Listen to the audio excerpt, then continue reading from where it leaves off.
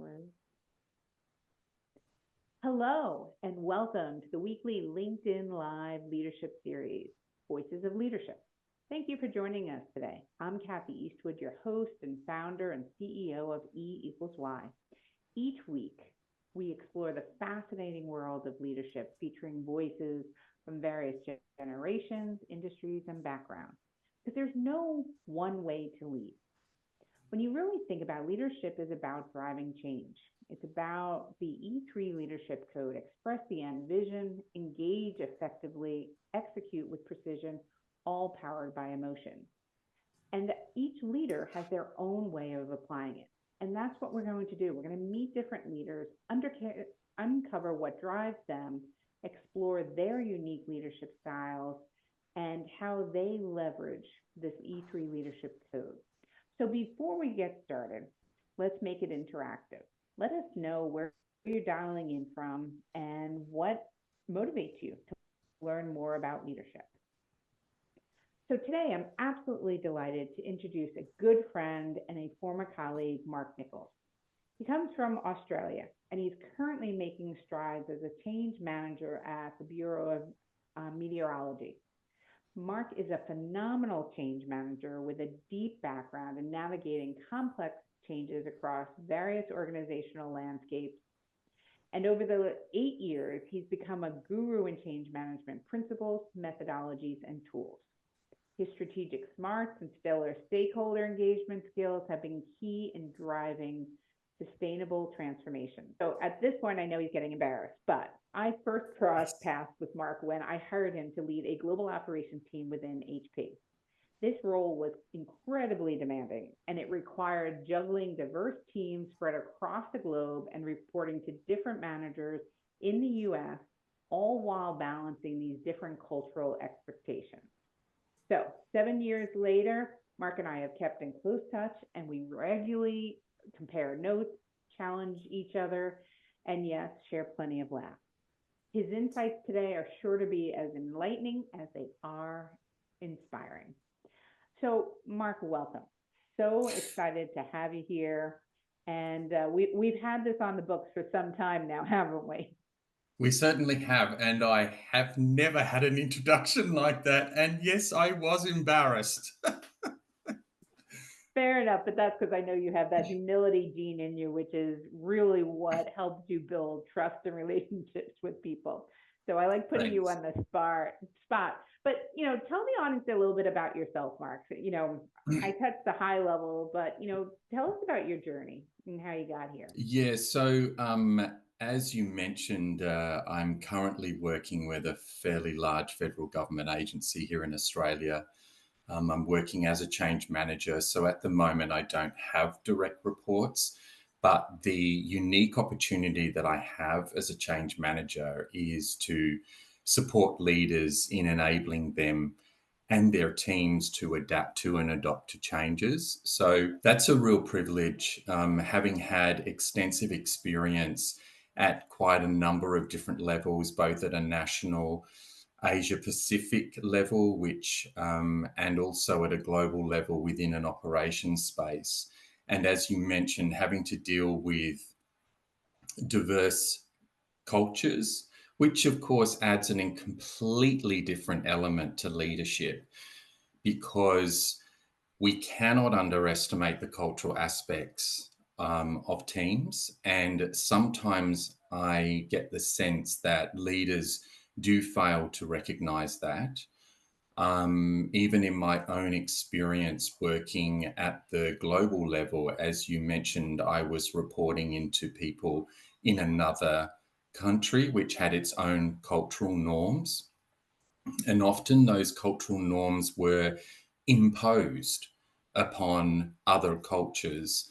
And there was a failure to recognize that there are positives and not so much negatives, but opportunities or challenges for leaders in managing those cultural differences. And so taking a position that everyone is the same as me as a leader is not a good position. I think it's really important to, if you're going to be in a situation where you have multiple cultural groups within your team, spend some time understanding those cultures, either doing your own separate research or actually talking through with individuals.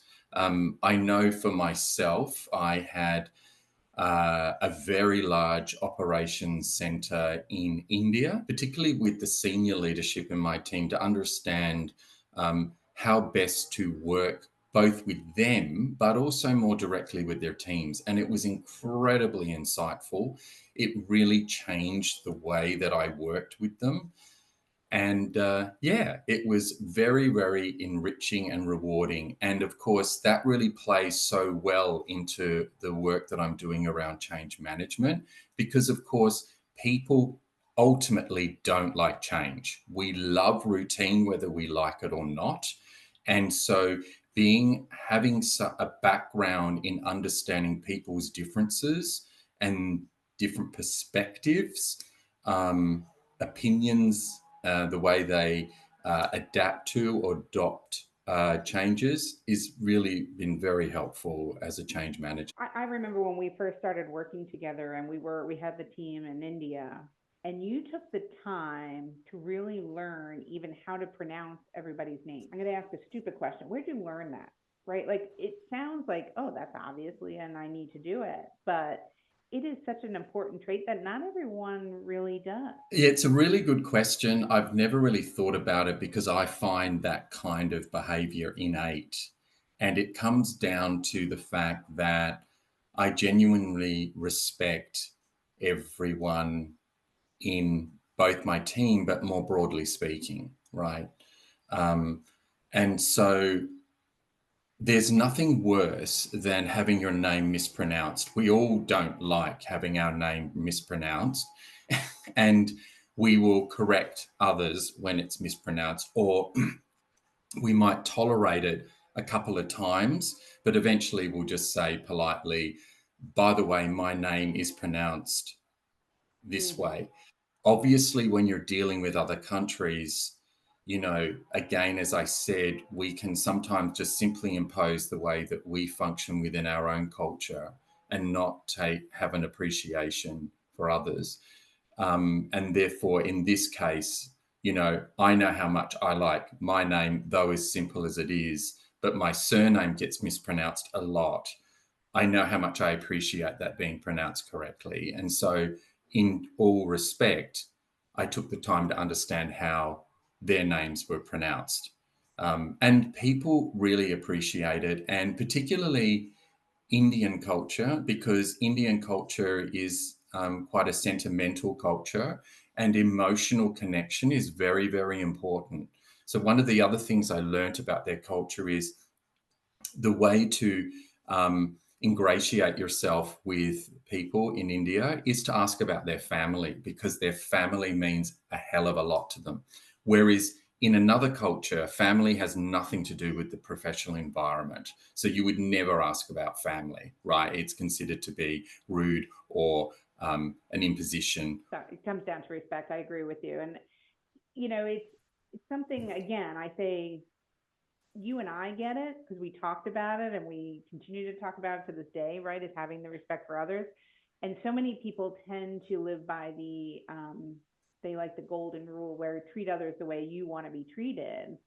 And I actually argue that it should be treat others the way they want to be treated, right? Because if Right. I, went around treating everyone the way I think is good, that may not land. Like you said, with family, is that important? Is that not? What is Hmm. important to each person is very different. Hmm. Yes.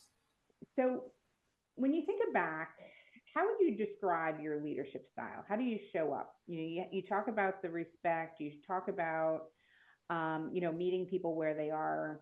What are some other things? Yeah, that's a really good question. If I was to think about my leadership style, I would describe it as transformational. Because for me, I really believe in inspiring and motivating my team to achieve their best. Um, and that really only comes about by setting a very clear vision and encouraging innovation. Excellent. One of the things that I typically do is whenever I assume a new team, I go about identifying the strengths of all the individuals in that team, because I believe it's important to play to those strengths, because ultimately that's what actually energizes that individual. And if all the individuals in your team are energized, it really creates a very positive vibe across the team.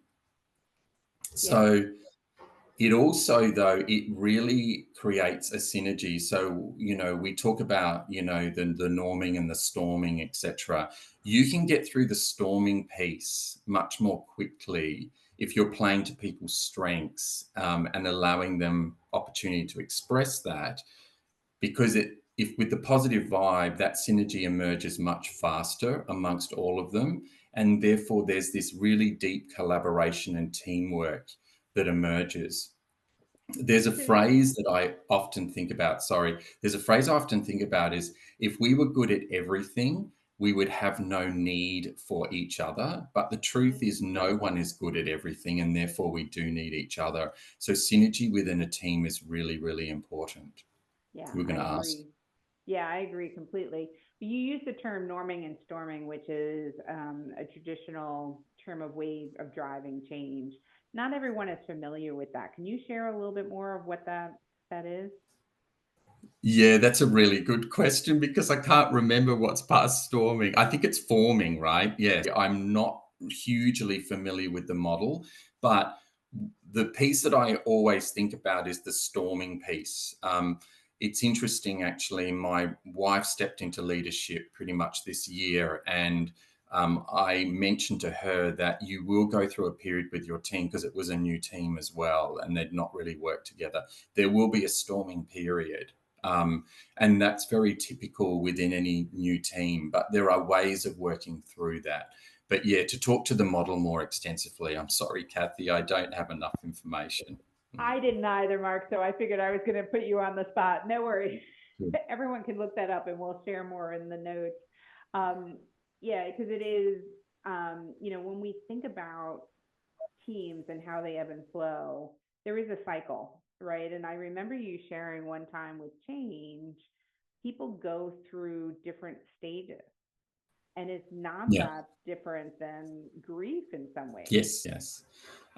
Yeah. So when I did my initial learnings with change, there was very much a parallel with the grief curve, which was created by Elizabeth Kubler-Ross back in the early 70s, when she recognized that there was a fairly typical pattern that people went through in terms of grief.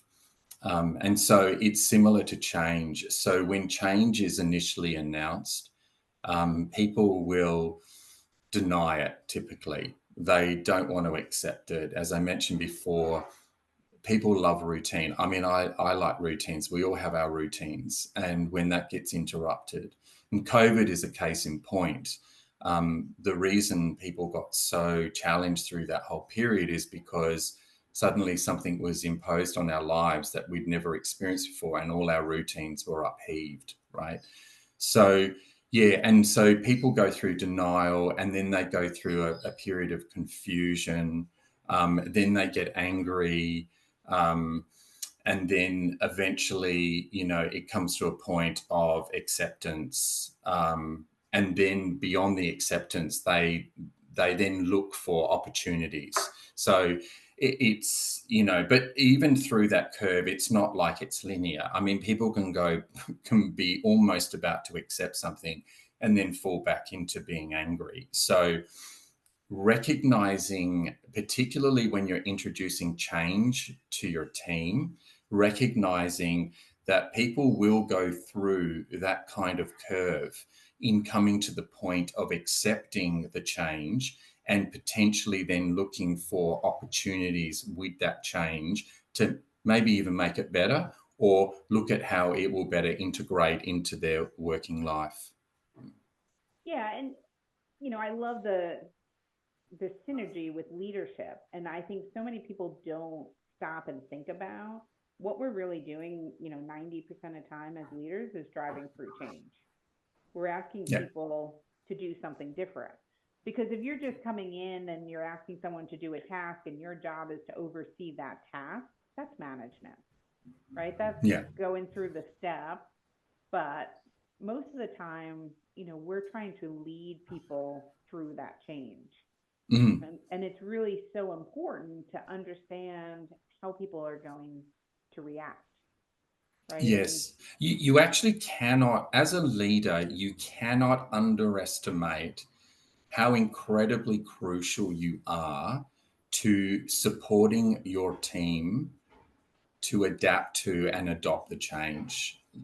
Leadership in change is really, really important. And my experience is that most leaders don't understand or recognize that. Change is very much a part of the world that we live in, and particularly within the corporate world, because a corporation has to continually evolve to remain relevant, right? And if the bottom line is important, that bottom line has to be maintained, and therefore change needs to constantly occur. And so leaders are very, very critical in that whole process. so I'm going to put you a little bit on the spot. Um, Leading through change. Can you share with the audience some, perhaps one of the biggest changes you've had to lead a team through? Yeah, right. Personally, it's really at the time that you and I worked together. So I was hoping you the were going to pick this one, but Yeah, no, it's actually it's a really powerful one, because it was it really proved to me what a difference it is getting your team involved very early, and particularly your management team. So just to set the context for everyone listening, the VP that Kathy and I worked with was keen to restructure the operations organization globally. Um, and so it was about coming up, and we kind of had an open slather in terms of the way that would look, but essentially it was about efficiencies and standardization. Because when you look at things globally at that time, each sub region was doing its own thing. And then even within each sub-region, every country was doing its own thing. Now, obviously, at some level, countries have to do their own thing, right, from a legal standpoint, or even potentially from a customer expectation standpoint. However, there is at some level that you can standardize and you can structure the organization in such a way that it is much more efficient. So given that objective, I felt, and we agreed, that it was really important to get the buy-in of the senior leadership within the organization that I was leading. So we were able to secure the budget to actually have everyone in senior leadership come together. And then we also got a whole bunch of subject matter experts in too, right? People mm-hmm. that the senior leaders had identified as people who were key in their own organization. And we pretty much spent 5 business days mapping out what the organization would look like in 1 year, 3 years, and 5 years. The the power of that event was incredible. The energy that came out of that, because everyone felt like they owned it. They'd come up with it, therefore they had skin in the game. And therefore, afterwards, it was so easy to move it forward, because what we did in those final couple of days was assign all the various components of what needed to occur to the various leaders and whomever else was present in that meeting. And everyone took their responsibility very seriously. And it was an extraordinary outcome, because I believe we met in the June. By November 1st, we completely restructured the organization. And I recall the, excuse me, the sales organization was so terrified of all these changes, right? Absolutely terrified that it was going to upset the numbers, so on and so forth. And there was a lot of resistance from sales. And we obviously had to effectively manage that. Even though we moved that fast, there was literally no fallout. There was no down in the numbers. Everything ran very smoothly and seamlessly. It was extraordinary. I've never seen such an enormous change on such a huge scale take place like that, and never seen it since. But it was simply because we got the senior leaders and those more important individuals with or key individuals within their organizations involved from the get-go, and it made a significant difference. I remember when you and I were planning this out, like saying, you're like, 5 days, we're going to get everyone in place. I'm like, yeah, this is like, there's no better way to do this, right? Because you and I could Mm. have designed it probably on our own. And I think Hmm. a lot of change does start that way. Someone has an idea, they design it in a vacuum. Yeah. And what it was getting all that expertise in the room at once to tell us where all the pitfalls were, right? Where the legal elements Yes. were, where the cultural challenges were, where the customer issues could be. So we got all of that out on the table up front. When I think about helping leaders learn how to drive change, this ability to express the end vision, right? Because you really help Oh, them yes. paint the end vision, right? And define it. And I remember challenging them to think out of the box, right? Not what's logical, not what should we do next 1, 2, and 3 steps, but we challenged them and said, what would this look like on the other side if you had Yes. everything at your disposal? Yes, defining a clear vision. Yes, that's right. Because I recall now. Yeah, because we spent that first day defining what that vision was, but then they were able to run with it. If there was, and then there was obviously the opportunity for dialogue. So where there was with that kind of openness and transparency, from our perspective, it allowed people to be free to question or clarify, because that's another thing, and going back to the whole cultural thing, right? So I worked in Asia Pacific for many, many, many, many years, and the majority of Asian culture is hierarchical, right? So you never question your leader ever. Your leader could say jump off a cliff, and almost you'd be like, well, how do you want me to do it? I mean, I know that's extreme, but what I'm saying is that you don't question leadership. Whereas in Australian culture, in US culture, and potentially, European and UK culture, you can question your leaders. So when we start talking about that, that situation where we had to restructure, I had to make it abundantly clear to my Asian colleagues that it's okay to question me. I don't know everything. Maybe you've got something to say that I haven't thought about, and therefore please express it. There will be no ramifications for you. That was really important to express. Whereas if you don't have that cultural appreciation, you would just think, oh, they're very quiet. They don't seem to say anything. I don't think they're really interested. But it's not true. Yeah, it's interesting. And this is like really a case study for the E3 leadership code. And it was a big basis for, how I think about it, but expressing that end vision, right? Where are we going? What we doing? Why we're doing it? Hey, everyone's had a chance to voice. Then bring in what we started this conversation off of, engaging people, right? The way they Yeah. need to, right? You didn't just come out and say, you're going to do this, this, and this. You had to think Yes. through each person's personality, and then the level of execution, the detail that you all had when you went and executed this project was Yeah. stellar. And how much of that, when you think about change management, what you do today, you're really putting a plan together, right, on all the things that have to get executed, the impact on all the different players, when you need to do things, what could go wrong. And so it's really change management again. Yes, it is. It absolutely is. And, going back to my point before that we can't underestimate the power of leaders through change, and remaining visible as a leader through change is absolutely critical, right? Um, and sponsoring that change in terms of, constantly talking about and promoting it.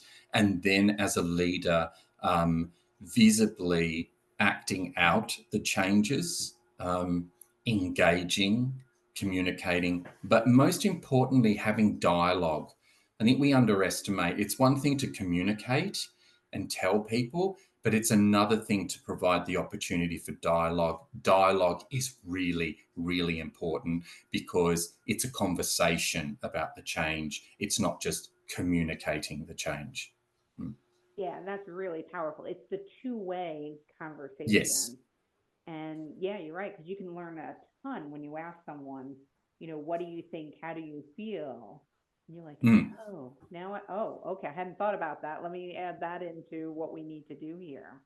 Yes, that's right. And it's being willing to be flexible and adaptable in your leadership style and in your approach through whatever change you're introducing.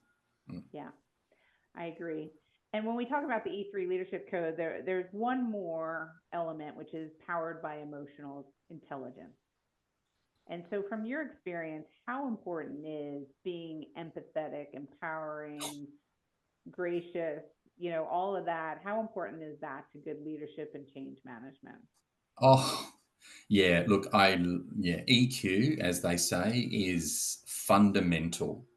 And we've all worked with managers, leaders who do not have EQ, right? And that's very challenging. Understanding and managing um, the emotional responses of your team, particularly toward change, is really, really important. And the only way you can do that goes back to my point, right? It's around engagement and dialogue, right? Mm-hmm. So change is very unsettling, as I've said. People love routine. So showing empathy and support is absolutely vital, and doing that is by simply engaging and having dialogue. Sometimes that's in a group context. Sometimes you might have to just put some time aside and talk to someone one on one. Well, Mark, we're almost getting to our time, but I did want to ask you, you've got so much insight. You've had so much success in your career. I know a ton of people trust you, follow you. You've built great relationships with your different team members. Do you have a story of a best boss or best or worst boss that has really influenced you over the years? Yeah, I'd rather focus on the best boss. We've all had a lot of worst bosses. Um, if I think about the best boss that I've ever worked with, they were incredibly supportive and empowering. No one likes to be micromanaged. Everyone loves some degree of autonomy. Everyone loves to be respected for what they can bring to the table.